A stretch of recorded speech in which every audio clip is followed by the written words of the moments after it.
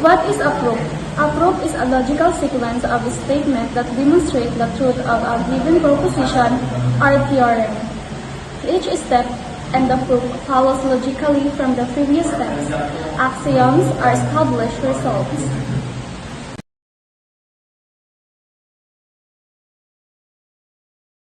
Clarity and organization. Present your arguments in a clear, logical order. Use appropriate headings or labels. Prove by contradiction. Write legibly if the computation involves handwritten solution. Number 2. Logical validity. Every statement in your proof must follow logically from the previous ones. Avoid lapse in logic or making unsupported claims.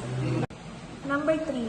Use of axioms and theorems. References only widely accepted axioms or results stated in the computation rules.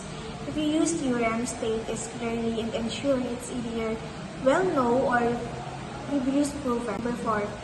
Complete solutions. Address all aspects and problem.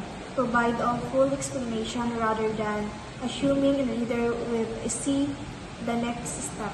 Number 5. No assumption beyond the problem. Only use information explicitly stated or deduced logically from the problem.